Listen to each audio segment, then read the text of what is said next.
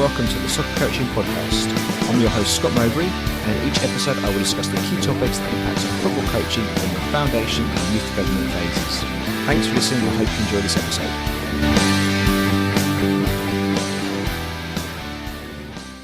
Billy, welcome to the Soccer Coaching Podcast. Hello. How are you doing? Very honoured to be on. I'm very good. How are you? I'm good, thanks, Billy. Well, we're honoured to have you on, mate, and I can say that from having spent many an hour the other side of the fence staring at you and the sessions you do with the boys. So I know it's a privilege to have seen you coaching, but we'll come on to that a bit during the episode, if that's all right. But firstly, how are things, mate? I know you've had a funny old summer with lockdown and the pandemic and stuff like that, but how are you? How are things, and how's coaching going more broadly? Yeah, not too bad. Yeah, as our friend COVID has put a stop to a lot of things over the last few months, but we're slowly getting back into delivery, which has been so nice to just get out and coach. For the last, 6 weeks, we've been back delivering throughout the end of the summer and now starting into September with our EDA programs and starting to get back into schools a little bit as well, which has been nice. But not as much as before. But I mean, I'm not complaining. Rather do a little bit than nothing. Did you miss it? 100%. I didn't mind the first 3 to 6 weeks of lockdown. It's a bit like a holiday. Yeah. And then after that, I was like, you know what? I'm trying to get back to it now. I'm done with this. Well, you didn't waste your time, because I've seen a few things you did during your lockdown time. Again, we'll talk about that a bit later on in the episode. But you've been busy, so we'll come for non-football stuff as well as football stuff. But we'll come back to that. No, but Billy, obviously, I'm conscious that I know you through your coaching and stuff, but a lot of listeners won't know what you do and your background and things. So if you don't mind, just a bit about your kind of sports playing and coaching journey so far. Cool, my illustrious playing career. So me playing, I didn't start, I'll say in kind of quotation, competitively until under 9, I think it was. And I did only for a season, and then I went back at under 12. But before, in between that, I would literally just be content playing in the garden. I was like, I don't really need to play in a team, mate, because my dad was an ex-pro. A lot of clubs I kind of went to, that was the kind of introduction. So it was a little bit like, expecting the world almost. And I was like, I'm not that good. But I just kind of enjoyed football growing up, playing in the garden, doing the whole watch it. I remember making a makeshift goal out of cardboard boxes in the front room, watching Soccer Saturday. That'd be my life from 6 till 11. Then going up through grassroots, stayed within one grassroots club just because of the friends I made there. Stayed there from 12s to 16s. Afterwards, dabbled in a bit of allied counties. Just for some reason, just kept getting weird injuries. So I was like, I don't want to do this anymore. And now a bit of five-a-side and Sunday league keeps me ticking over when I'm not working. But yeah, playing, not very illustrious. But yeah, in terms of coaching, started in sixth form when I was about 16, only because I didn't know what I wanted to do after year 11, after my GCSEs. I saw there was a football course. I was like, I'm just going to go play football every day. Brilliant. So I jumped on that, did my level 1 and level 2, finished my level 2 at about 18. Still didn't really have the kind of drive for it. I was a bit like, this is cool, I guess, just going and coaching my friends in school. Then in the summer, after I finished sixth form, me and a few of my friends went out to America to coach for 6 months, organised by our tutor who was tutoring us at sixth form. He was the recruitment director for this company that did coaching out in America. So we went out for 6 months, basically done 3 months of soccer schools and then 3 months of working in one specific area, working with the kind of their equivalent of grassroots clubs. That was kind of where the penny dropped, the kind of light bulb moment where I was like, you know what, I love this. And from then, 6 months was great. Really enjoyed it, getting to travel across California, meeting loads of new people, just being around football every day was just brilliant.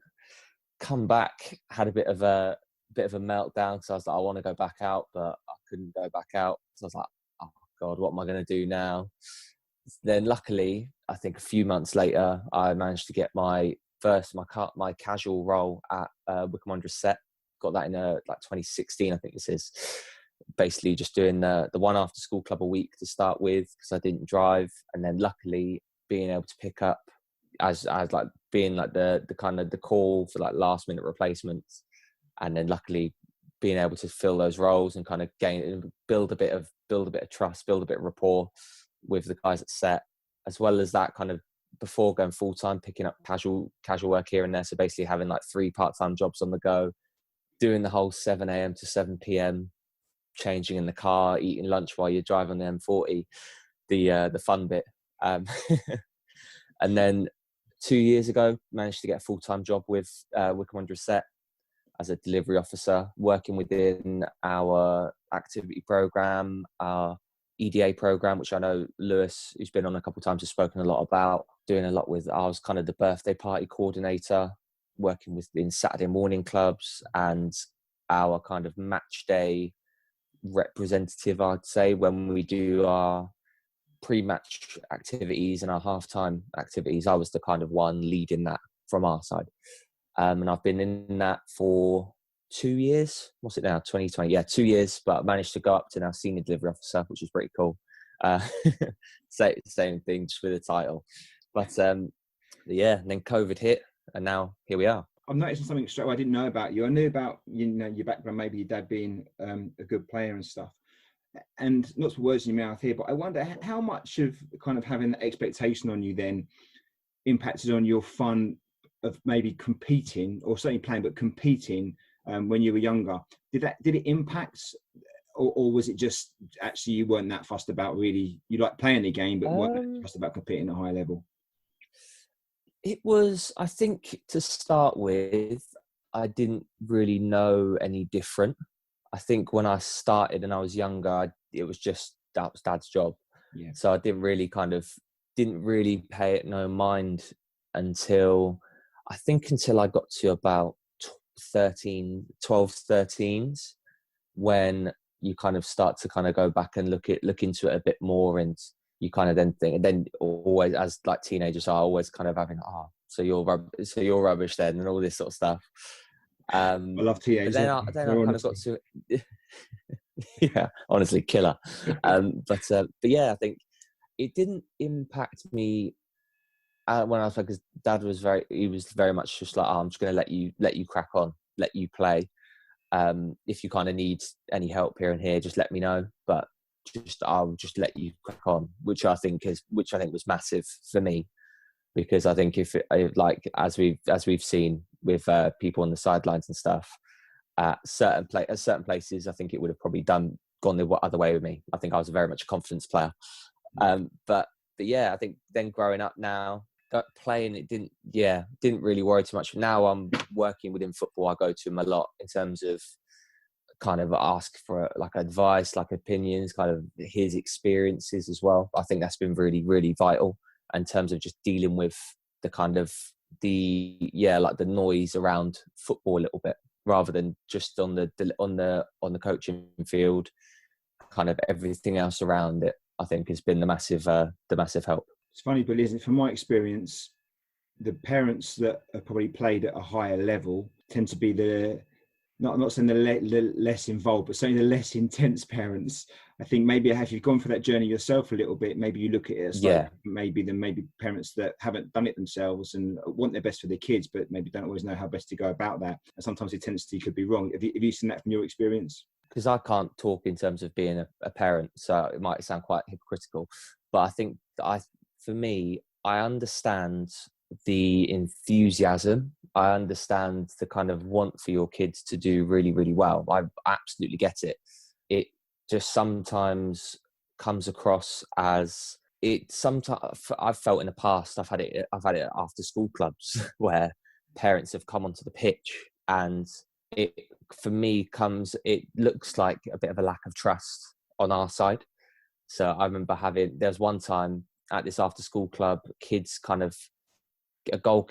was in goal, and I think he was upset about something, but we had like a 6v6 game going on. It's like one of my first years of like doing it every day. So I was kind of focused on the group, seeing he was all right. He was just a bit kind of upset about something.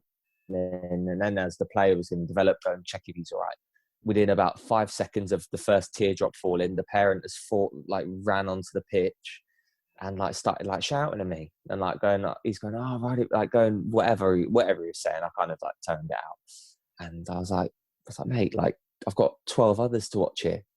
He's okay. He's not hurting himself or anyone else. So I was going to give him a minute, and he's shouting at me, going, you effing this, you effing that. I was like, mate, chill, chill out.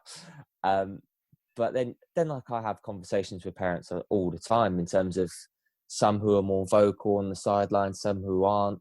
The main kind of common denominator is just that enthusiasm and that just want for them to do well. But I think when it kind of oversteps the mark is when they start being almost too involved. I appreciate support and appreciate enthusiasm, and I appreciate kind of that side of it. But there's a time where you just go, right, let him crack on. Let the coaches, they're here for that reason. Let them do that. And then afterwards you can go be as enthusiastic as you want, in my opinion. I think that word trust is a big one, isn't it? And sometimes, I mean, obviously at Wycombe, you've got the badge and stuff like that. And I think as parents, we have to respect the fact and trust the fact that you guys know what you're doing. And I believe you do, from what you show and what we see. I think sometimes it's hard even at grassroots, because at grassroots, we're obviously a lot of us are just parents, and other parents know that. Yeah. And the badge, so that there's the trust thing can be gone straight away. And I think parents sometimes don't realise how their actions can have direct implication on their players, almost without knowing it, kind of thing. Because if you do over fuss, now obviously you want to protect your children, but if you over fuss, well, that doesn't help them either, because football's competitive and you're going to get a few knocks and a few bumps. Yeah. And resilience is a big part of it. And it is a case of, look, maybe we know what's going on, and we can see little Jimmy's falling down and banging. He's going to be all right. And rather than run over straight away and carry off the pitch in your arms, let's see if he can bounce up a little bit, because that will be good for his development and things. As long as there's no blood, nothing's broken. 100%. Okay. How would you describe your kind of coaching philosophy and principles? And I don't mean, really what formation you would play and necessarily your game model, but just generally speaking, what is your approach to coaching it, and what things do you consider to be the fundamentals? I think in terms of the things kind of outside of playing, just looking at kind of notes I've made, I think for me, qualities I think players should have, whether it will be those who I work with in the foundation phase or whether it will be just working all the way through, what I'd love to try and bring out of players, or what I'd love players to have, is for me the idea of no fear, whether it be in competition, whether it be during any sort of game, whether it be doing any sort of practice, whether it be unopposed, opposed, just that kind of not having that fear of failure, I think is something that if you can kind of develop that at a younger age, for example, it leaves you in good stead for the rest of your life. If you can have that no fear, I think as well, respect, confidence is a big one for me. Just to install a bit of confidence in players, and to have them, to show their confidence. I love it when you see. For me, it's probably just me. I find it really, really funny, and it's a bit stupid, where when players are having banter between each other about something they've done in the session. I know some coaches are a bit I don't want anything to do with that.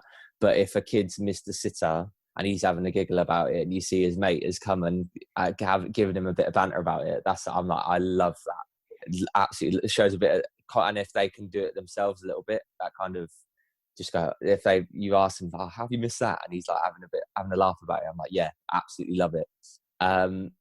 And I think kind of the overarching thing for that side for me is just positivity. Football's just meant to be fun. So let's just be positive about it. Just be positive about if things go wrong. Let's be positive. Let's just go and enjoy it. And I think if you have that enjoyment factor, I guess you can call it, the other things fall into place. The other things become a bit more natural to find. But yeah, I think in terms of personal characteristics, if I could sum them up, I think they're the ones I'd mainly go for. I know listening back, probably I'll have about another 3 or 4 come to mind, but at the moment, they're there. I think in terms of the playing side of it, for me, it'd be want the ball, enjoy the ball, take risks, and for me, like, look to compete. Sometimes it's easy to say work hard, but you've got to, for me, wherever you're doing, wherever results are important or not, you've just got to be able to compete. And for me, the difference between working hard and competing is like, coaches can do sessions where kids have to work hard or players have to work hard. You can make the session really tight, you make it really intense. But if after they go 2-3-0 down, they give up, then there's not much we can do about it. It's almost that willingness for them to keep competing all the way through, whether, like I said, results are important or not, because it's a good, like we said earlier about resilience, it's a good skill to have going through, not even through football, just that to keep battling away. Love that, Billy. That desire to compete regardless of the scoreline is huge, isn't it? And I think the players that I've seen that tend to progress well are those that just go 100 miles an hour with the right attitude, whether they're 10-0 up or 10-0 down, they just go. And they're the ones that also develop the better because they're kind of, they're getting involved more.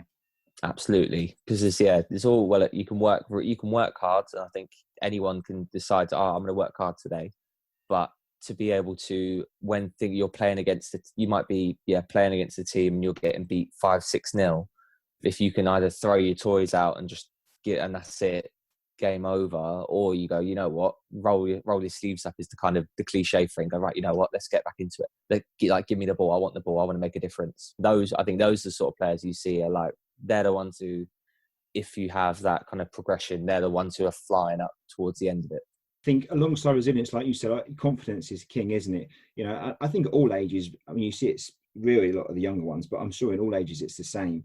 And you made a really good point, because I never thought about this, but actually it's not just about being confident when you do well, because that's kind of a bit easier in some ways, you know, be confident, get on the ball, express yourself, have fun. And I think it's good. It's about being able to maintain a level of confidence even when things go wrong. And you said about managing mistakes, and actually if your mate kind of gives you a bit of a dig because you missed a sitter or something like that, being okay with that and being actually, I'm all right, I'm confident in my own ability still, that mistakes will happen, but I'm still going to be a good player, I'm still going to work hard. Absolutely. Like, kind of realizing that it might be you this time, it might be someone else next time. It's not the end of the world to make a mistake. It's just, it's part of football and part of life, really, I guess. And Billy, how do you get these things in your sessions then? So, you know, how would you look to try and, because confidence is a funny one, because I always think, you know, it's kind of on the kids a little bit. I know I can kill it as a coach, and I can certainly kind of maybe create an environment in which I can kind of try and nurture it. But a lot of it comes internally, doesn't it? How do you try and find ways in which you can help your players be confident and improve their confidence, as well as kind of manage mistakes and things like resilience? What have you got some tricks and some things you do part of your sessions? I think for me, I aim kind of, if I try to think of a way to kind of summarize what I aim to do when I'm delivering. It's, for me, I want to create an environment that players want to come back to. And I want to create that environment that is, like players want to come back to, and players want to be themselves in a little bit. Because everyone has those players that are shy, that don't really say a lot within a group, that probably, when it comes to a game, are a little bit, okay, I'll play in defence, I want to be out of the way. Then you've got the other players who are, you don't hear them shut up from minute one until the last minute of the session. But for me, I think in terms of installing confidence within that kind of idea of bringing back, like creating an environment, I think for me, I try and, especially with foundation phase players, is try and think of practices that give a lot of success to start with. So thinking of how to set up a practice where you can go, you know what, everyone's going to have a go and everyone's going to get a lot of success. And then once you kind of have that base of success, it naturally builds a bit of confidence, and you go, right, should we try something a bit more tricky? And everyone goes, yeah, I'm up for it. And then you can then add layers onto that from there. But I think just experiencing that, initial success of, you know what, I can do it. I've tried it. I can do it. I'm nearly there. And it's almost, like the kind of the dangling carrot a little bit. And I think that kind of, builds confidence in them. And then as you're kind of going in, kind of maybe the language you use and talking to players, I think it's important. Sometimes the idea of, I've read a lot about it through like lockdown and stuff, is like the kind of growth mindset where you praise the kind of the process rather than the outcome. So if a player's struggling, you like go over and be a bit like, I tell you what, you're almost there. I really like how you've thought about using your weaker foot for this, for example, whatever it might be. I really appreciate the effort you're putting in. So they almost see, you know what, might not be getting there, but I'm getting close because I'm doing the first bit right, and doing the effort is there, rather than you see people, I'm guilty of it myself, is just praising the outcome when someone's beaten someone to step over. You go, that's fantastic, but you've not praised the time, maybe the timing of the step over, or when they've started it, or the speed of it. Really, I love that. Praise the process rather than the outcome. And I think when you hear about things like giving praise, that's spoken about a lot. But I think we're all in the habit of not doing that. We just kind of say well done, or just say well done, and there's nothing really tangible around that. But actually saying well done for, maybe rather than the shot that went in top bins, it might be something like, well done for the body shape you took, or getting a good position to receive the pass in the right place, or well done for making that good decision, rather than the actual. Yeah, absolutely. Or like the player who makes the run off the ball but doesn't get the ball. You think, actually, you know what? That's you doing that has created the space to score. And like the player who made the tackle to win the ball back, you think, you know what? You've made that happen. Yeah. You mentioned some really good stuff there. We'll come on to some of these things, especially around language, because your use of language is fantastic, and I've seen you do it in different ways, but we'll come on to that in a minute.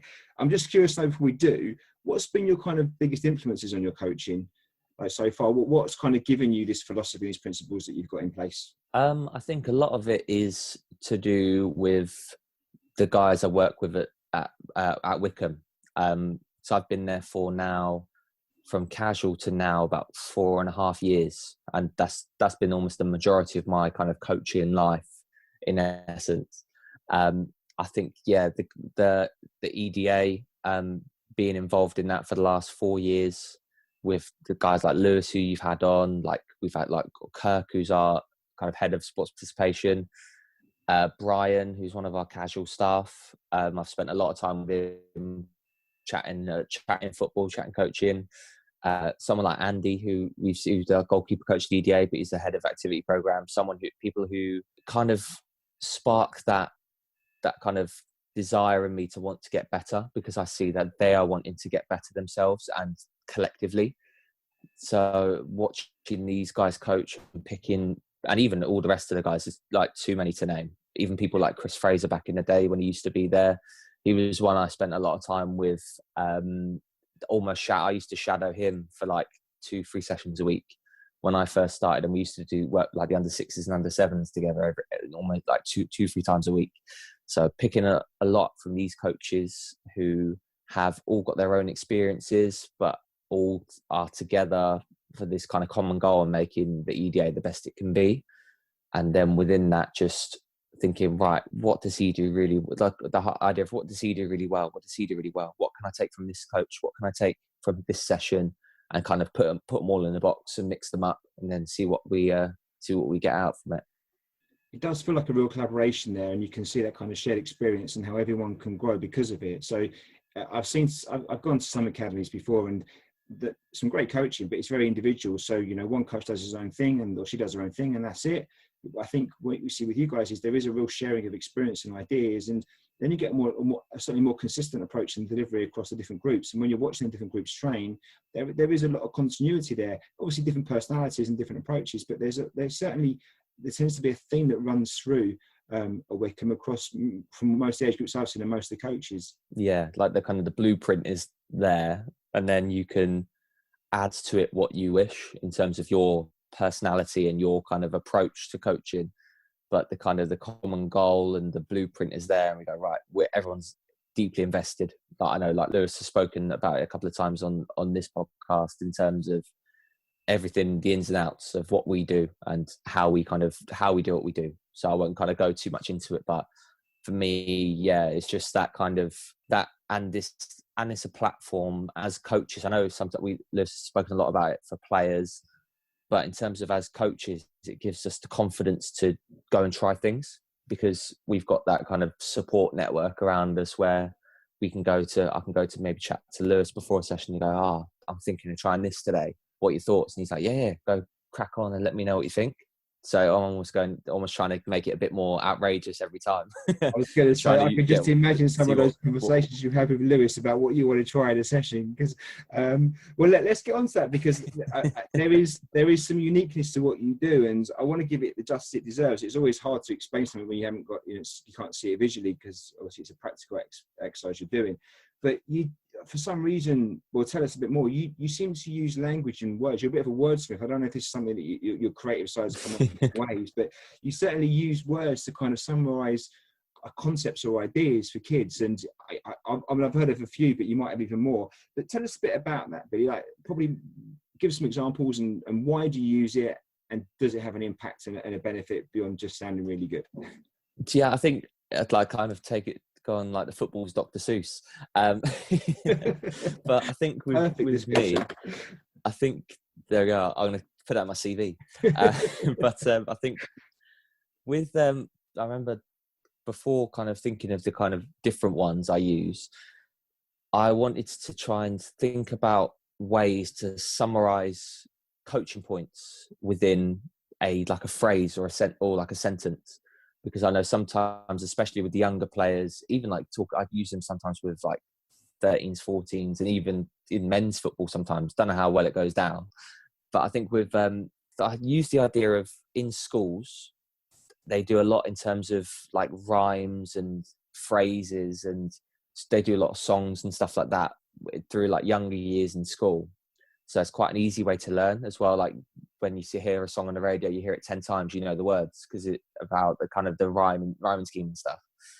So I've started, I think I've written them down. So I've the ones I like to use for me are ones I've seen some of them elsewhere, and I've developed some of my own.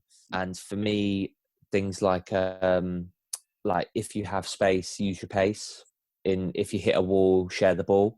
Are just very easy ones to use to just to get that out, just to get the outcome of if you have space, what can we do with the ball? Start to run with it. If you hit a wall, if you can't run any further forwards, what can you now do? Share the ball to someone else who can do it. And then like during the game, if you see a player doing the kick in and they're taking 7 steps back ready to smash the ball 400 yards, thinking if you have space, and they go, use your pace. And then you go, brilliant, show us. And then they go and do it. They're my two favorite ones.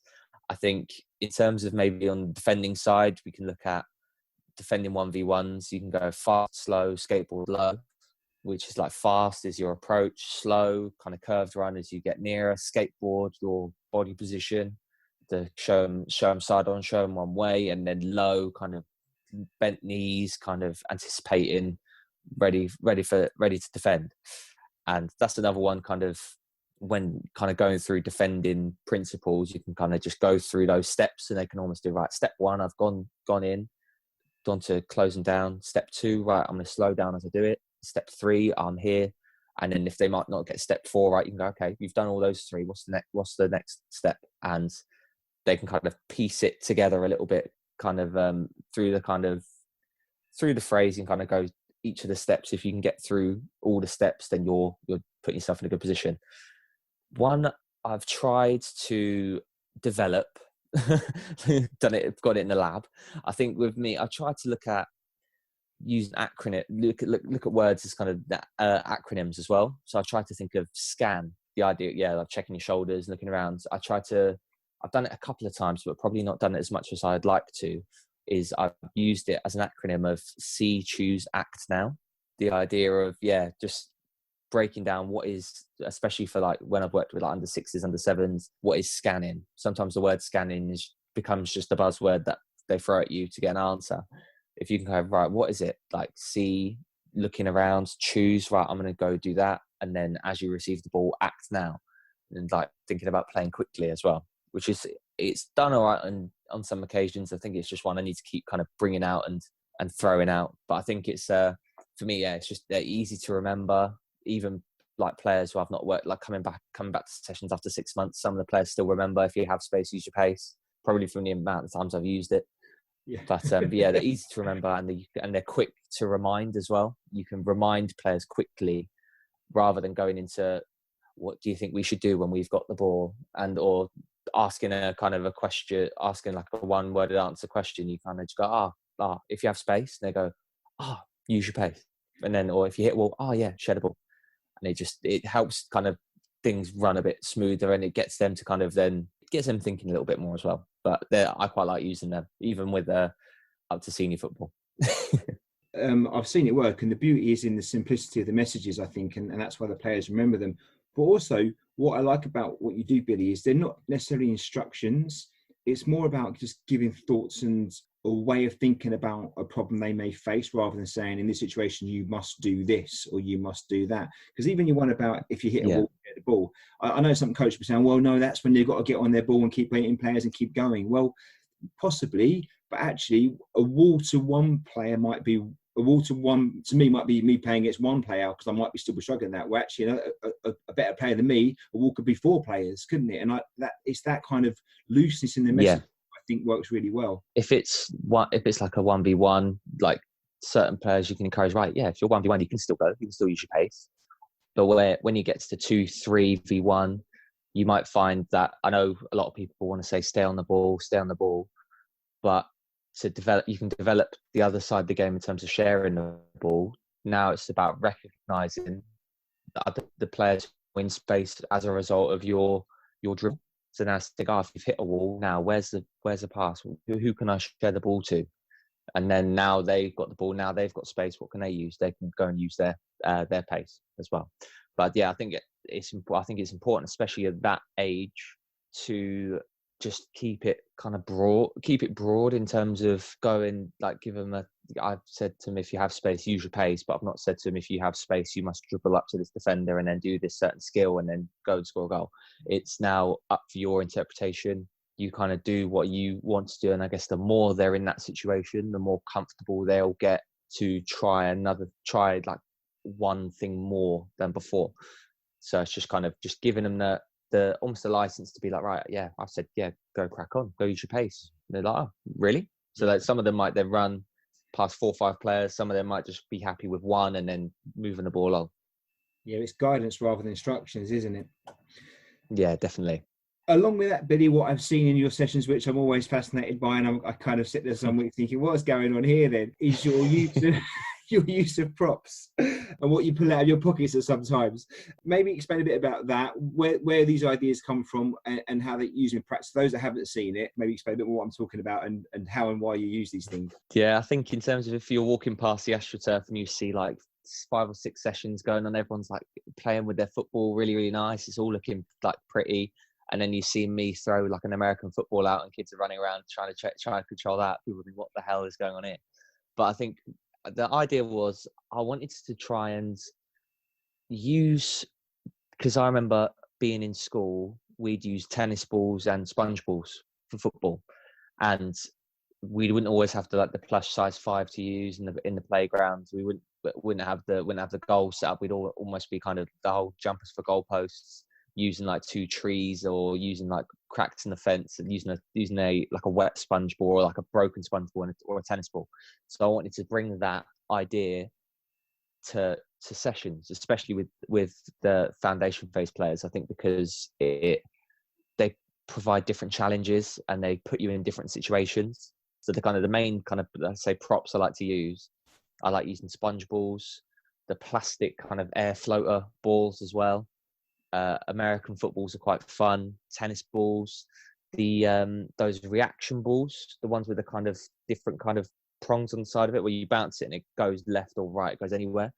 And even like flat footballs as well. I think the reason I like to use those different ones, just because they can all almost be kind of conditions within themselves. Sometimes you could just play a 3v3, 4v4, 5v5, but after 5 minutes, I'll throw in a tennis ball and go, right, play. And then now you're getting in more body combat situations because the ball's not rolling, or the reaction ball is right. You almost got those players who can. There's some players I've seen, like a couple of players I've seen, like under 8, under 9. I throw the reaction ball in, and the ball's going miles away, bouncing everywhere, and they're like still dribbling like it's a normal ball. I'm looking like, how the hell are you doing that? And it just offers those different challenges, and it's that kind of that, and it's just being for them, just dealing with different situations. And because it's not always going to be, you're not always going to be playing on a flat astroturf with a pumped up size 3, size 4, size 5 ball. Sometimes you're going to be playing at Dog and Duck Rovers, and you're going to be playing in with like a crater and a halfway line, and you've got to deal with it. So like those different footballs just provide that different challenge, and it's quite fun as well. Sometimes the players look and go, "Oh, can we use the sponge ball today? Can we use the tennis ball today?" I go, "Oh, go take it, brilliant, go crack on." I see them watching, but seeing what's in your pocket, seeing what's about to come out. It's the play, and they go, "Oh my god!" Yeah, but you're right. I mean, it does do things like drive engagement because it's fun. You can see that there's a practical element to it in the sense of obviously the reaction ball, which I really like. I've seen it a few times, and seeing the players, they love it, don't they? And there is a test of reaction there. So there is a bit of physical literacy in there and your ability to kind of move your body quickly and change direction and react to the ball that's going all over the place. But also, you're right, it's like resilience, okay? So you might be really good with a lovely size 3, 4, size 5 ball and used to playing on a lovely surface, but how good are you now? And it's a bit of a leveler. And how do you deal with that now? You maybe not dominate as much as you might have been before. And for the other kids that maybe weren't so strong, actually that helps them get more competitive because it does level the game a little bit. And again, if you're trying to build resilience, confidence, those kind of things, I guess what I'm saying is it's not just a gimmick. There's lots of value to these things you do, being they're well thought out. Yeah, like as much as they're kind of on people walking past to think, oh, what's he using that for? Like, why is it's almost, and I fully understand sometimes the element of what we do is in terms of there's a lot of is people are like paying to be here, so you almost kind of with a bit of like I've had a few like conversations with parents. They've kind of gone like, why are you using that? I kind of out of curiosity, like, oh yeah, just because I want them to get in different situations. I want it to challenge in that way. I want them to then start thinking a bit more about there'll be in more situations they're probably not going to be in terms of using a nice size 4, size 5 ball, and they go, oh okay, yeah, fair enough. Just thought because it is a bit strange, but they're a bit like, okay, I'm just not used to seeing it. And I was like, that's exactly what I don't want to just do it for my own kind of the old thing of the coach going, oh yeah, we're going to use this today, and all the kids go, oh, I don't want to do that. Yeah. But I was just like, yeah, we'll throw this in, see how they deal with it, and then if they enjoy it, maybe keep it for next time. Or I've done games where you have like the size 3, the sponge ball, tennis ball, and the reaction ball, and I've gone, right, these are the 5 that almost one time like, I'll pick what you want to use for each quarter. And surprisingly, they leave the size 3 alone. They go, oh, I want to use the sponge ball today. I want to use the tennis ball today. And you go, oh, brilliant. Yeah, you can go use it. Fantastic. That says it all, doesn't it? That they're looking for a bit of a change sometimes, do something different and mix things up. So they love their football, but actually it's always nice to try something different, right? Yeah, definitely. 100%. So on that one then, Billy, in your opinion, and again, this isn't like telling people what they should or shouldn't do, but just out of interest, you do a lot of work at the foundation phase with the players, and I also know that you're coaching an adult team now as well. So it'd be interesting to know the difference between how you approach those two different things.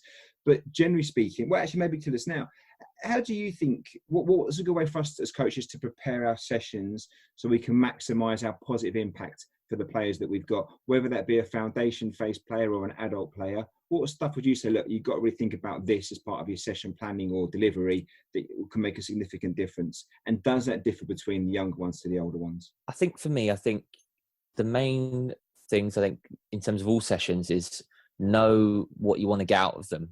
I know I'm guilty of it sometimes where I go into a session and the session is attacking 1v1s and I'm thinking, oh cool, I'd like to do like a 1v1 tournament, lots to just put them in that situation.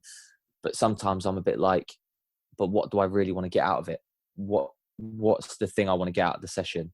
So you can almost kind of put it under the microscope and think, right, this session we're going to look at ways to win 1v1s when you don't have the ball, or ways to win 1v1s through clever movement. So you can give them the kind of, that's the outcome you want to get, and then you can almost kind of put your tunnel vision on and focus on that outcome, which I think is something I've learned, especially over the last couple of years, to really focus on a lot more. I used to kind of try and put out every fire, and used to try and make sure everything was covered. If I was looking at 1v1s, I was still working on the defenders, what they're doing. I was looking at ball sharing, and sometimes go, actually, don't worry about it. Just have your focus and just really hone in on getting that focus and giving players that attention to that. So then when everyone's kind of competent at that, the next week, right, we're going to now move on. I think for foundation phase players, like I said before, allow for plenty of success and then increase the challenge. For a confidence point of view, you might have players who just need to be stretched and challenged all the time. We can stretch and challenge them, but then for a bit of like differentiation, just allow maybe the starting point, everyone landing, everyone getting a bit of success with whatever you're doing, and then turn up the heat and go, right, we're going to challenge you a little bit more now. I think that just provides the kind of nice base platform of that base platform of what they want to get out of the session and their kind of confidence within the session. Because I think if you're confident, you want to try more, you want to try and do better. If you start off and it's too hard, players are like, oh, well, I don't want to try any, I'm struggling. Then you've lost them.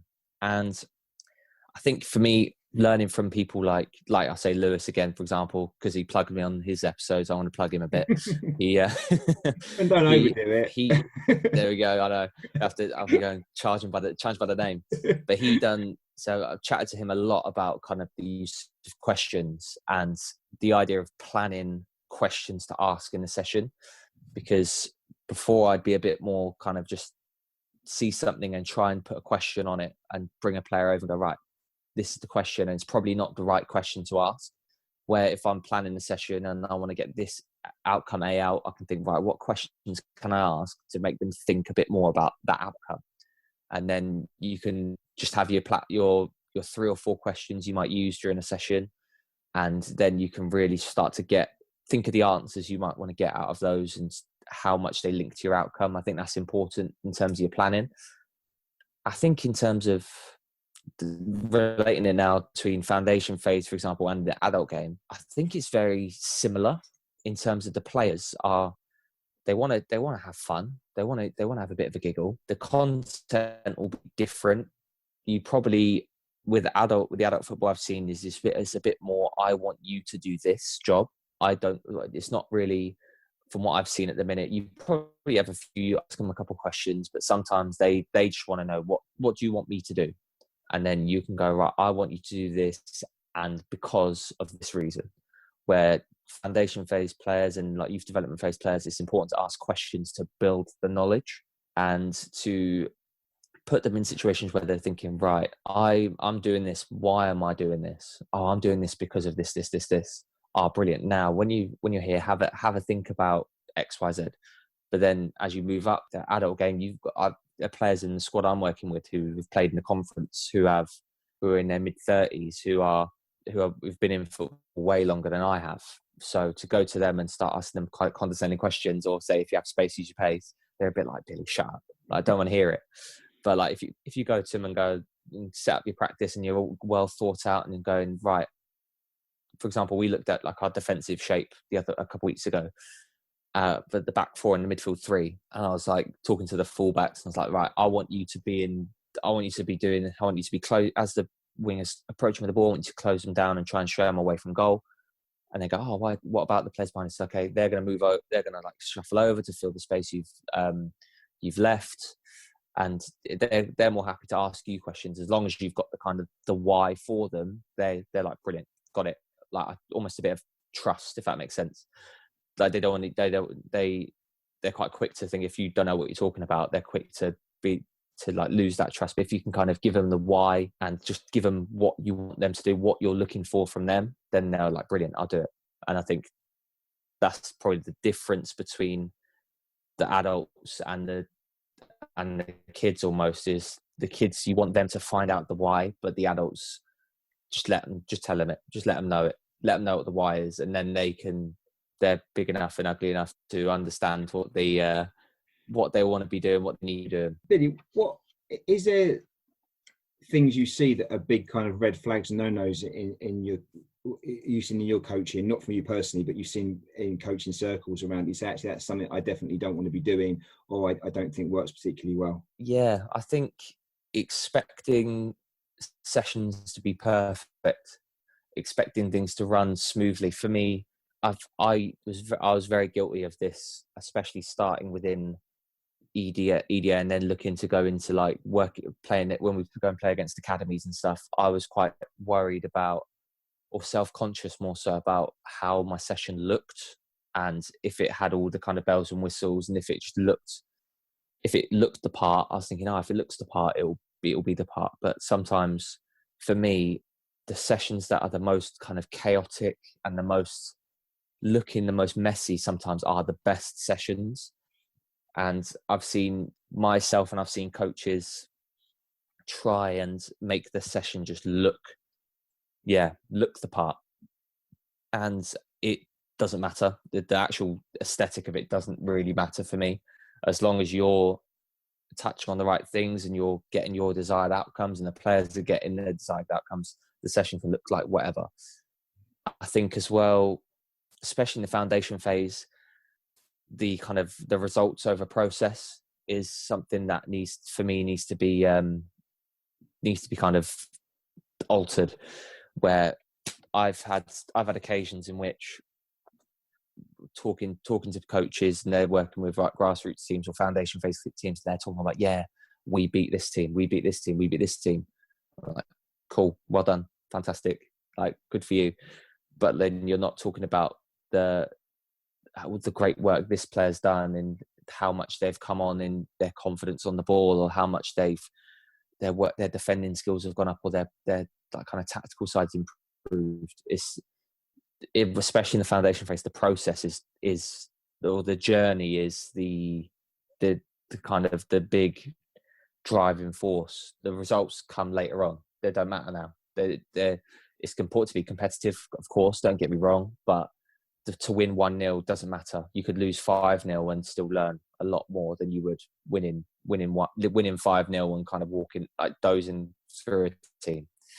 I think understanding that the process is as important, if not more important at the moment than results. Maybe when you get to the other end of it, results the be all and end all, especially in the professional game. That's, people are judged on results. But here it's the process is what then will lead you to results. If you focus on the result, actually that can often come at the expense of the development, can't it? Because I'm a grassroots coach, and I know we could go out and win more games, and we could win by bigger margins by doing a lot of the wrong things. We could play players in the strongest positions. We could not give equal game time. We could do less rotation. I could go and scout more players from other clubs. I could let some of the not so impactful players go from my team, and that would boost my ego, and I'll go out and win more games every weekend. But actually that's not development, and that's not what my role, I don't think, as a grassroots coach is. My role is to look at the players I've got and do the best I can to give them the best experience possible to develop themselves in a variety of ways. Yeah. And it's funny, it's not like I think people don't always recognise that, there is a trade-off sometimes between looking at results and looking at development. But actually, if you do what you're saying, focus on the right environment and focus on the process, the results do come as well. Often, not necessarily always, because you're playing against other teams that always follow the same rules you follow. But actually, you can usually compete well and do the right things if you put in those really good principles in the team anyway. Yeah, you're building the person as well as the player in that sense. You're really the process of working hard, competing, being resilient, trying new things, taking risks. They're skills that, if embedded at a younger age, they'll go into adulthood and go, whether it be through football or not, they're going and taking them into life. And that's massive. Rather than being at, for example, at grassroots level, and you're in a team or like, for example, be a manager of a team where you're scouting players in for your club and you're winning every week 9, 10, 11-0, get to 15, 16 and you lose your first game and you go into meltdown. I'm interested to know, Billy, do you have a favourite session or a favourite practice or games? I mean, that's a lot of things that you put on, and there's a lot of variety in the sessions that you do with the players, which helps keep them interested and engaged and on their toes. But do you have a favourite thing? Like, if you had to do a session tomorrow or tonight with 12 youngsters, have you got a go-to session that you would pull out the bag and this always kind of works and does a job? Or I would say my favourite session with the younger ones, I love working with overloads. I don't know why. I know a lot of people would say like working game craft and working sit up, but I love working with overloads. And the game I love to do, I've got it on my Twitter page, where we like filmed like our session planning and stuff. It's a game called Level Up, And for me, it's just this perfect, well, perfect, but I'm not going to say perfect way of incorporating overloads, competition, differentiation, almost high intensity, teamwork, and it just embodies all of that into one session. So basically, the session is you've got two pitches next to each other. You start with a 3v3 on each pitch if you've got 12, or you can make the pitches bigger if you want to. You've got pitch A and pitch B. It's just a normal game as you start. So no conditions. The only thing different is if you're on pitch B and you score and you're the player who scores the goal, you join your team on pitch A. So it's kind of two teams split in half to kind of take up positions on both pitches. So like Reds against Blues, player from the Reds goes and scores on pitch B. They join the red team on pitch A to make it, then it'll be a 4v3 on pitch A and a 2v3 on pitch B. If you're on pitch A and you score, so if, for example, the blue player on pitch B score or pitch A scores, they choose a player from pitch A to get relegated to pitch B. So it might be Blues score, they're 3 against 4, they choose a red player, they go, Andy, go down, get relegated. Andy then joins pitch B, and it becomes a 3v3 and 3v3. But the way to win the game is to have every player on your team on pitch A at the end of the game. So all 6 or however many you've got. So it becomes a case of, they score, brilliant, I'm up on pitch A. Then there's something happens, pitch A, a goal goes in, and they're all looking, usually the team who scored, they go, right, who's the strongest player? Right, you, go away, go down there. And it becomes it's a game that go from one team being one player to win, playing like 5 against 2, to then it going the other way to being like 3 against 4, and then go 1 against 5. It has all these different overload situations, and it's just super fun to watch. And always, whenever we get to overloads, players are going, can we play level up? I'm like, absolutely, we can. So I love it. Brilliant game, Billy. And you shared that on your Twitter feed, you said, so people can find that on there if they want to see a little explanation of it on your Twitter handle, which we'll share at the end. And you have the neatest handwriting, so it will be easy to follow the instructions. Your handwriting is impeccable. Love that game. Brilliant. Thanks, Billy. Would you use keepers in it? I guess it depends on the age of the players and what you've got, or do you depend. You can go. I used to use it with just like on a small like bazooka goals or little samba goals.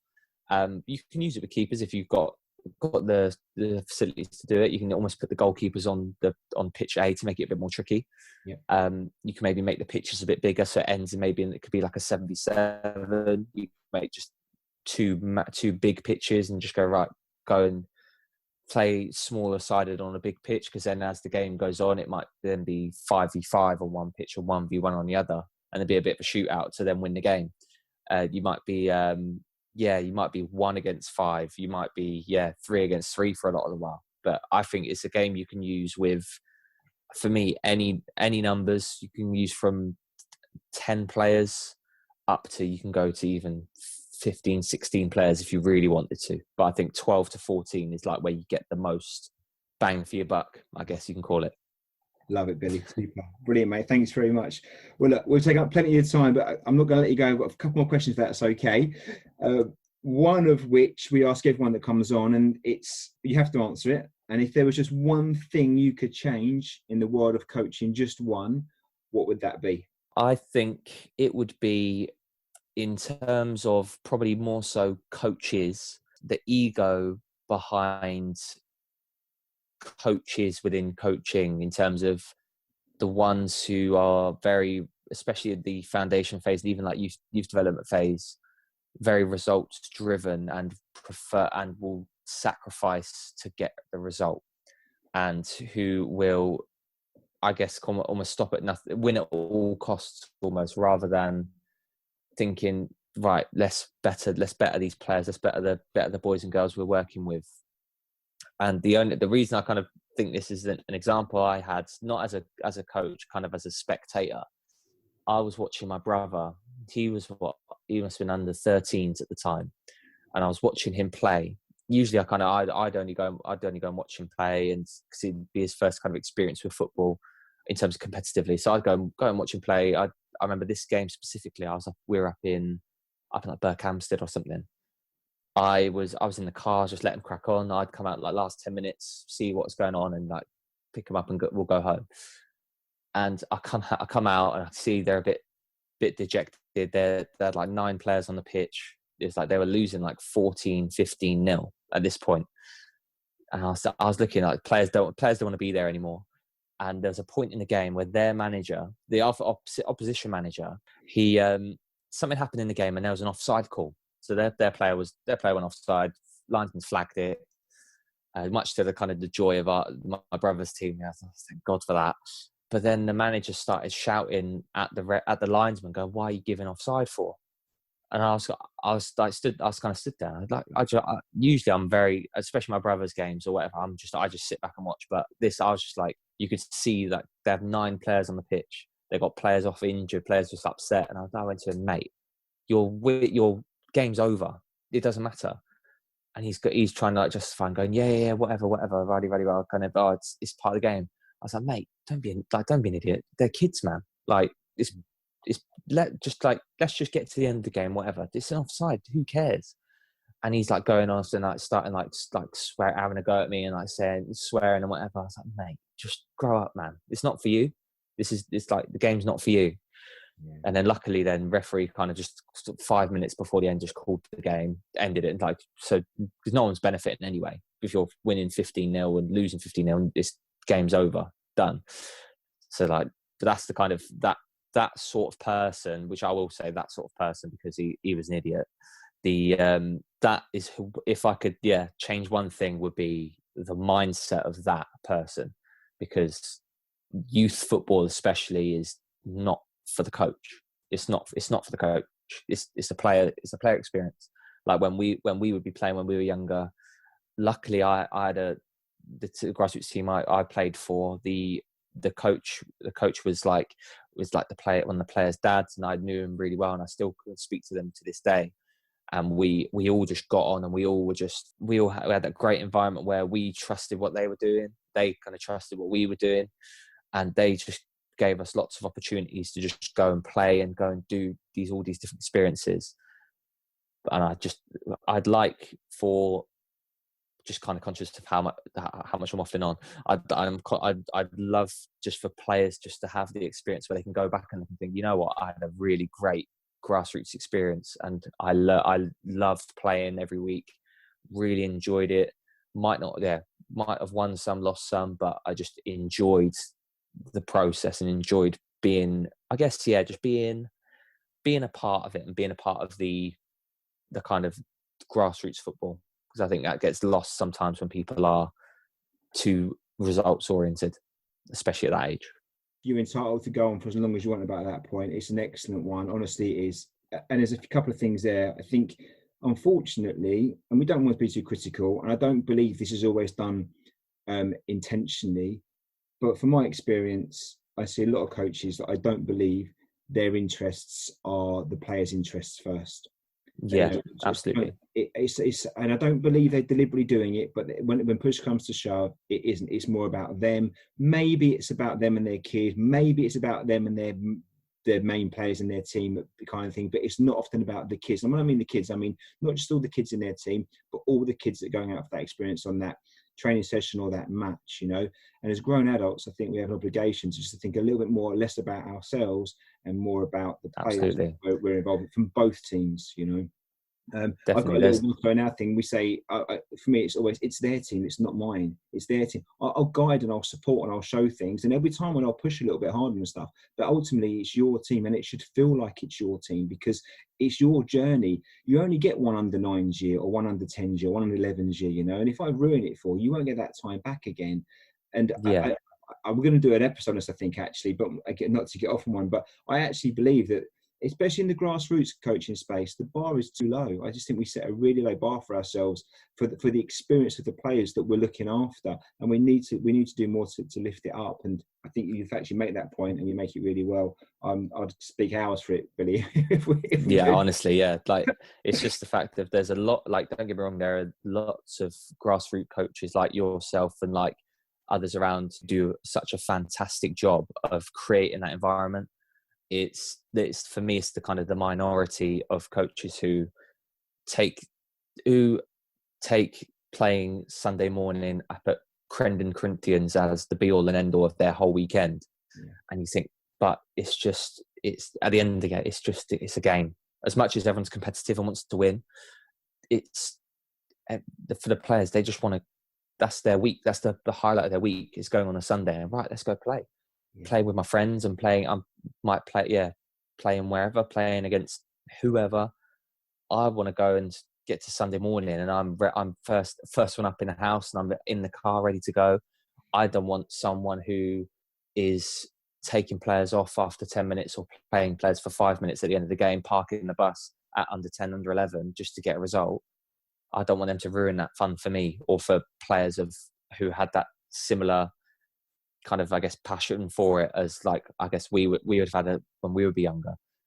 And I just think it's so important to think less about how it looks as a coach, more are they getting the most out of this experience? Are they having fun? Are they learning a little bit here and there? Are they invested in the game? Are they wanting to improve themselves? They wanting to better themselves?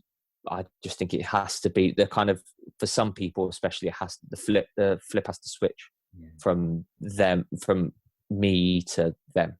Well, before we let you go completely, you weren't being lazy during lockdown. Besides obviously doing all your coaching CPD and reading your books and planning all your bits and pieces, you also got busy with a podcast show. So tell us a bit about that briefly. So if people want to hear more about you that's not football related or as much football related, go on, give it a little plug while we've got you on this one, if that's okay. I've listened to a few episodes.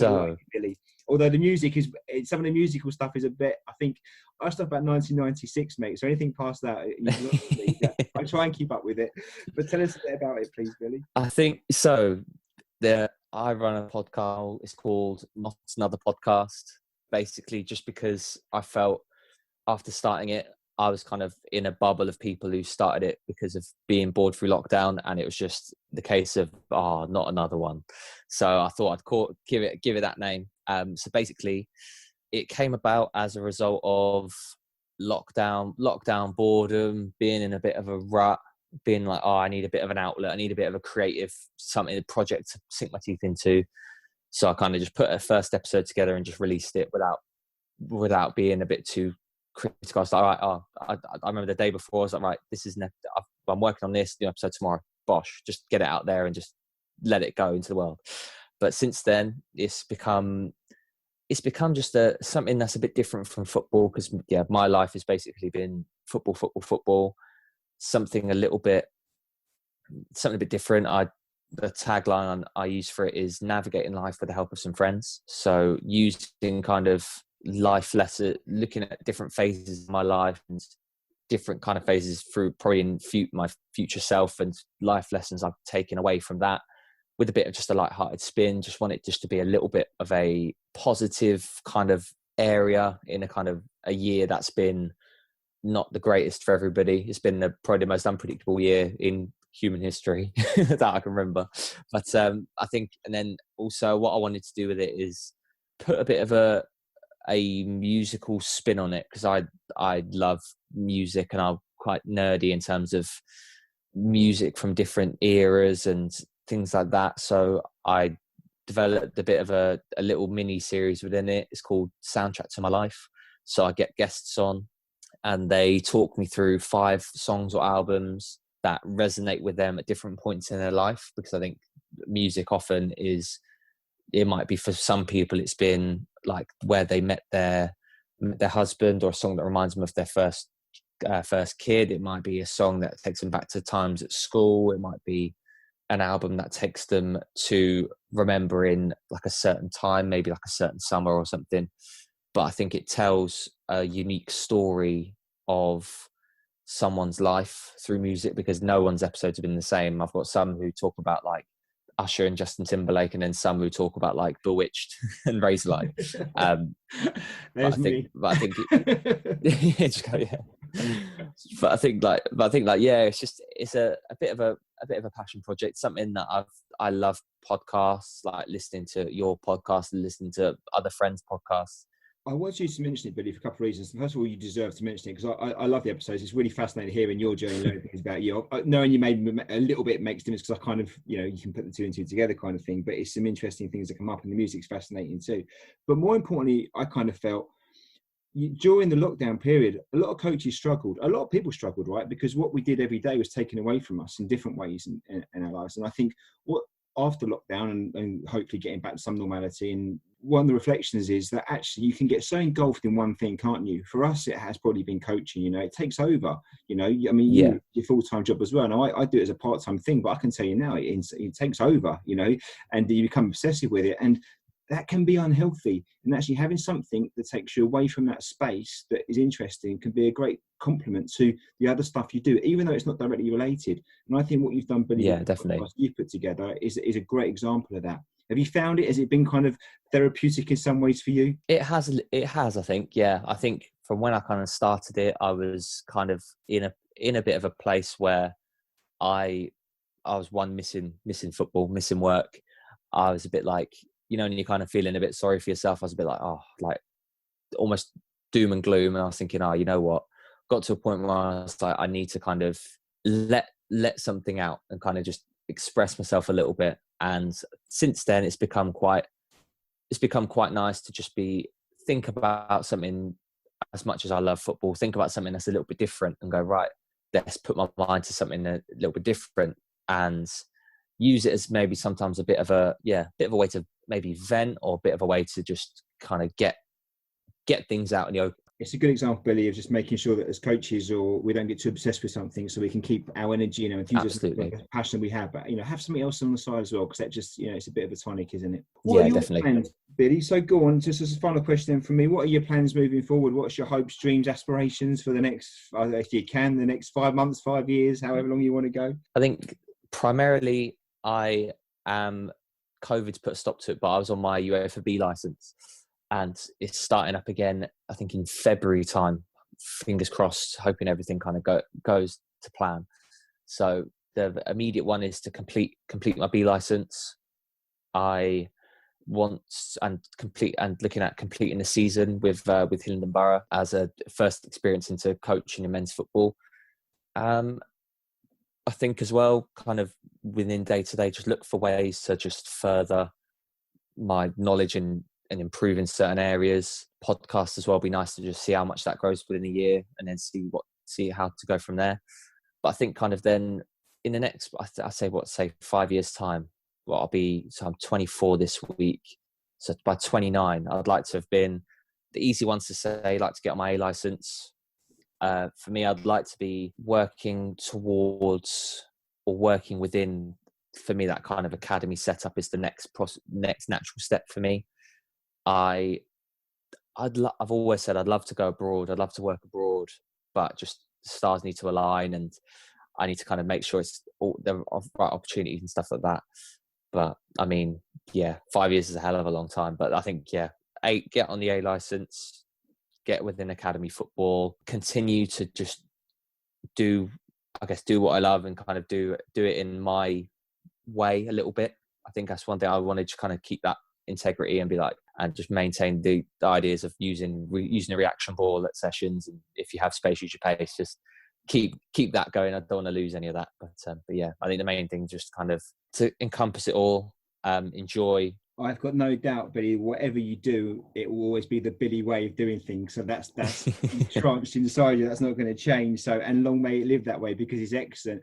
There is always that not a danger, but the more we talk and share ideas, the more everyone becomes almost the same. So you need a few things that make you quirky and different to other people. And like I said from the outset, your use of language in your sessions is fantastic. Your use of tools and resources is fantastic. The environment you create for the players is fantastic. I've seen it firsthand with my boys, Billy. And the things like you said about praise the process rather than the outcomes, the scan with the see, choose, act now thing, I think is excellent. I think whatever you do, Billy, you A for B or you A for A, the academy stuff, you're a massive asset to Wycombe and what you do there.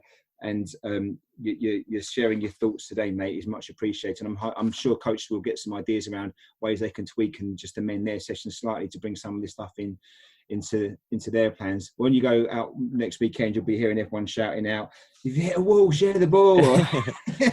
Space, use your pace. So you can claim those ones, Billy. Mate, if people want to reach out to you and get a hold of you, can they do that? And if so, what's the best way? Yep, on Twitter, personally, you can find me at BillyR_coach. I'm more than happy to I've been getting a little bit more involved in terms of the, I guess, coaching community a little bit over Twitter and like interacting with people. So you can find me on there if you have any questions about things like today. Do a little podcast plug on Instagram at not another podcast _ is where I'm mainly based. I'm on Twitter as well at NA podcast _ as well. Just slowly growing up between the two platforms. If you do want to check out an episode, feel free. If not, no worries. But yeah, you can find me kind of, and then find me on your nearest coaching field. I guess I'm basically everywhere. Yeah. We'll put your links in the bits and pieces on the show notes, and people can see them there for sure. So when's your birthday? This week, is it? Wednesday, mate. Happy birthday for Wednesday. Cool. Thank you very much. You're still a very young man, but yeah, happy birthday, mate. The years fly by quick, so enjoy it. That's it. Yeah, cool. All right, Billy, thanks so much for your time today. It's been a real pleasure having you on, mate. And I know I'll see you out on the grass doing working your magic, but thanks for sharing your thoughts and ideas today, mate. It's much appreciated. Awesome. Thank you for having me. I really enjoyed it.